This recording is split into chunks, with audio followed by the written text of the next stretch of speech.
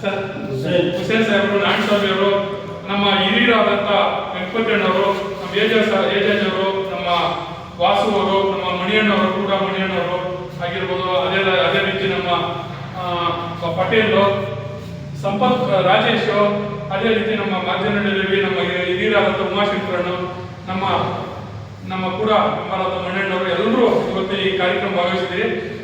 ಇದು ನಿನ್ನೆ ಆದಮೇಲೆ ನಿನ್ನೆ ಭಾನುವಾರ ರಜೆ ಇರೋದ್ರಿಂದ ಇವತ್ತೆಲ್ಲ ನಾನು ನಮ್ಮ ಬ್ಲಾಕ್ ಕಾಂಗ್ರೆಸ್ ಅಮರೀಶ್ ಅವರು ಎಲ್ಲ ಮಾತಾಡ್ಕೊಂಡು ಬೆಳಗ್ಗೆ ಇದು ಆಫೀಸಲ್ಲಿ ಸಂತಾಪ ಸಭೆ ಮಾಡಿ ಸುಧಾಕರ್ ಸಾಹೇಬರು ಏನು ನಮ್ಮ ಕರ್ನಾಟಕ ರಾಜ್ಯ ಸರ್ಕಾರದಲ್ಲಿ ಭಾಗವಾಗಿ ಅವರು ಸಚಿವರಾಗಿರ್ತಾರೆ. ಅವರು ಎಲ್ಲ ನಮ್ಮ ಶ್ರೀರಾಮಣ್ಣವರಿರ್ಬೋದು ಮತ್ತು ನಮ್ಮ ಡಿ ಕೆ ಶಿವಕುಮಾರ್ ಇರ್ಬೋದು ಹೆಚ್ಚು ಆತ್ಮೀಯರು.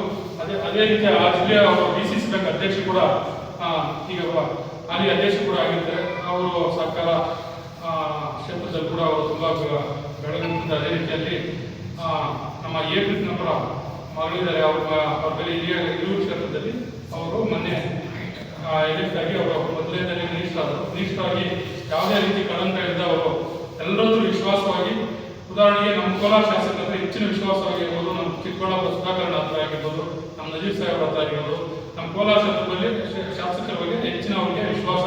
ಅದನ್ನು ಅವರು ಅವ್ರ ಹತ್ರ ಒಳ್ಳೆ ಒಡನಾಡಿ ಇರ್ತಾರೆ.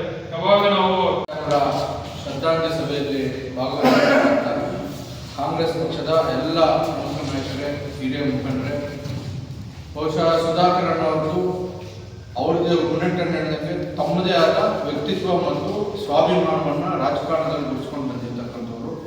ಪ್ರಥಮ ಬಾರಿಗೆ ಪಕ್ಷೇತರ ಸದಸ್ಯರಾಗಿ ಆಯ್ಕೆಯಾಗಿ ಯಡಿಯೂರಪ್ಪ ಸರ್ಕಾರ ಬರಲಿಕ್ಕೆ, BJP ಬರಲಿಕ್ಕೆ ಕಾರಣರಾಗಿರ್ತಕ್ಕಂಥವ್ರು. ಅದೇ ಯಡಿಯೂರಪ್ಪನವರು ಜಾತ್ಯತೀತ ಶಕ್ತಿಗಳಿಗೆ ಮತ್ತು ಕೋಮುವಾದವನ್ನು ಹೆಚ್ಚು ಗಮನಿಸಿದಾಗ ಅವರ ಸರ್ಕಾರವನ್ನು ಕೆಡವಿ ಪುನಃ ಕಾಂಗ್ರೆಸ್ ಪಕ್ಷ ಸೇರಿಕೊಂಡು ಕಾಂಗ್ರೆಸ್ ಪಕ್ಷದ ತತ್ವ ಸಿದ್ಧಾಂತವನ್ನು ನೋಡಿಕೊಂಡು ಚಿತ್ರದುರ್ಗ ಜಿಲ್ಲೆಯಲ್ಲಿ ತಮ್ಮದೇ ಆದ ಸಹಕಾರಿ ರಂಗದಲ್ಲಿ ಬಹಳ ದೊಡ್ಡ ಹೆಜ್ಜೆಗಳನ್ನು ಇಟ್ಟಿರ್ತಕ್ಕಂಥ ಸುಧಾಕರಣ್ಣವರು ಇವತ್ತು ನಮ್ಮನ್ನೆಲ್ಲರನ್ನೂ ಕೂಡ ಆಗಲಿ ಕಾಂಗ್ರೆಸ್ ಪಕ್ಷಕ್ಕೆ ತುಂಬಲಾರದ ನಷ್ಟವನ್ನು ಕೂಡ ಆಗಿದೆ. ಇದನ್ನು ಕೂಡ ಕೆಲವರು ರಾಜಕೀಯವಾಗಿ ಬಳಸಿಕೊಂಡು ಅವರ ಸಾವಲ್ಲೂ ಕೂಡ ಗಲೀಜ್ ರಾಜಕಾರಣ ಮಾಡ್ತಕ್ಕಂಥವ್ರು ಕೂಡ ಇದ್ದಾರೆ ನಮ್ಮ ಕರ್ನಾಟಕದಲ್ಲಿ. ಅಂಥ ಸಂದರ್ಭದಲ್ಲಿ ನಾವು ಅವ್ರನ್ನ ಧಿಕ್ಕರಿಸಬೇಕಾಗ್ತೈತೆ.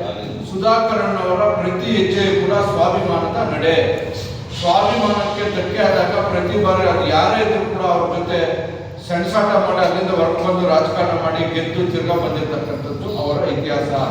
ರಾಜಕಾರಣದಲ್ಲಿ ಕಾಂಗ್ರೆಸ್, BJP, ಜನತಾದಳ ಎಲ್ಲವೂ ಇರ್ಬೋದು. ಆದರೆ ವ್ಯಕ್ತಿತ್ವ ಒಳ್ಳೆಯದಾಗಿದ್ದರೆ ಜನ ತಮ್ಮನ್ನು ಆಯ್ಕೆ ಮಾಡ್ತಾರೆ ಅಂತಕ್ಕಂಥದ್ದು ಸುಧಾಕರಣ್ಣ ಅಂತವರಿಂದ ಕೂಡ ನಾವು ಕಲಿಬೇಕಾಗ್ತೈತೆ. ಅವರ ವ್ಯಕ್ತಿತ್ವನೇ ಅವ್ರಿಗೆ ಬಹಳ ದೊಡ್ಡ ಶಕ್ತಿ. ಆ ಕುಟುಂಬಕ್ಕೆ ಈ ದುಃಖವನ್ನು ಭರಿಸ್ತಕ್ಕಂಥ ಶಕ್ತಿ ಕೊಡಲಿ. ಕೋಲಾರ ಕಾಂಗ್ರೆಸ್ ಭವನದಲ್ಲಿ ದಿವಂಗತ ಸುಧಾಕರ್ ಸಾಹೇಬರ ಶ್ರದ್ಧಾಂಜಲಿ ಸಭೆಯನ್ನು ಬ್ಲಾಕ್ ಕಾಂಗ್ರೆಸ್ ಸಮಿತಿಯಿಂದ ಎಲ್ಲರೂ ಬ್ಲಾಕ್ ಕಾಂಗ್ರೆಸ್ ಇವತ್ತು ನಾವು ಕಾಂಗ್ರೆಸ್ ಭವನದಲ್ಲಿ ಆಚರಣೆ ಮಾಡ್ತಾ ಇದ್ದೀವಿ.